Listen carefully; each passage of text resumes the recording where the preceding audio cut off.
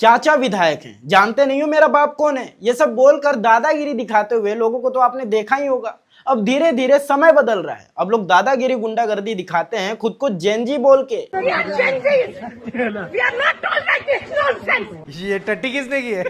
America की प्यू research centre नाम की एक कंपनी ने 1997 से 2012 के बीच जन्म लिए लोगों को जेनजी का घर परिभाषित किया। जेनजी होना कोई प्राउड की बात नहीं है, मैं एक जेनजी होकर ये बात बोल रही हूँ। खुद को भारतीय बोलना प्राउड की बात है। भारत की संस्कृति पे हमें प्राउड फील करने की जरूरत है।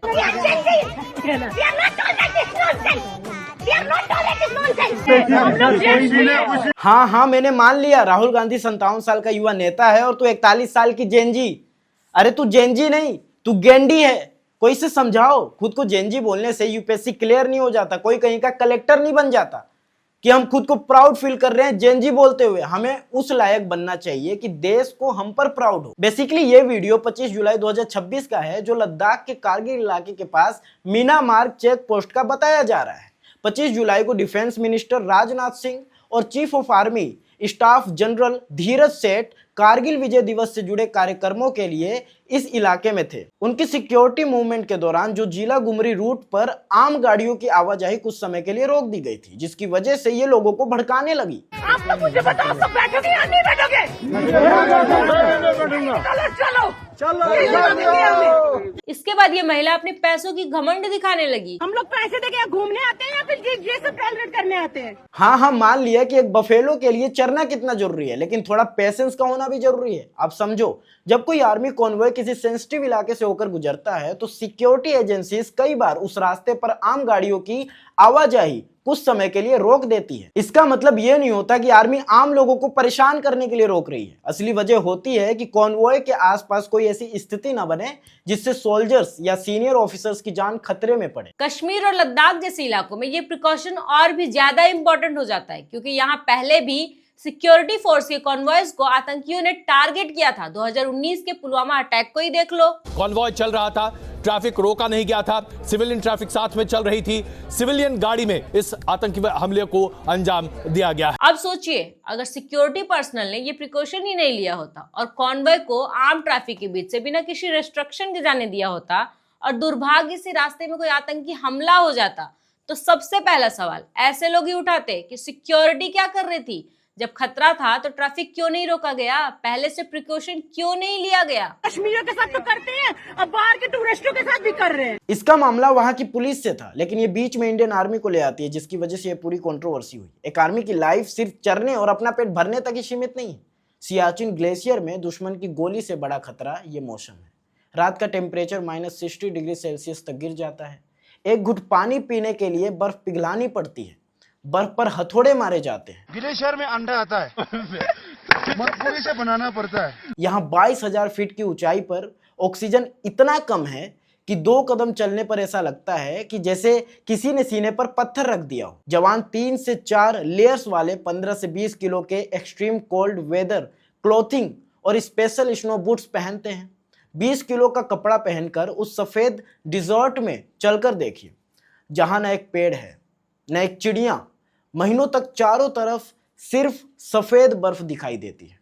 इस अकेलेपन में सबसे ज्यादा क्या याद आता है? माँ के हाथ का खाना। जब कोई त्योहार आता है, जब बच्चे का बर्थडे होता है, या जब पता चलता है कि पिताजी की तबीयत ठीक नहीं है, तो वो जवान तड़प उठता है। वो चाहकर भी उन वादियों से बाहर नहीं निकल सकता। हमारे टैक्स से सबको सैलरी जाती है, हम इसीलिए टैक्स भरते हैं। टैक्स बस हम नहीं, एक आर्मी भी देता है। और रही बात इन आर्मी की सैलरी की, तो जवान को 30,000 रुपए और ऑफिसर्स को 42,500 रुपए मिलते हैं। अब मैं आपसे पूछना चाहती हूँ, अगर आपको इससे 2 गुना सैलरी दी जाए तो क्या आप इस परिस्थिति में रह पाओगे?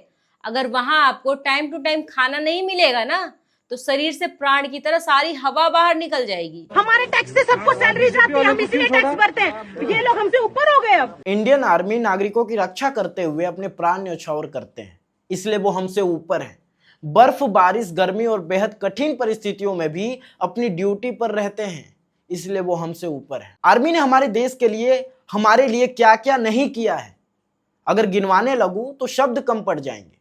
पर हमने उनके लिए क्या किया है, गाली देने के अलावा? Fuck Delhi police, fuck BJP, fuck Indian army, माँ की शूट तुम्हारी। Army is so great.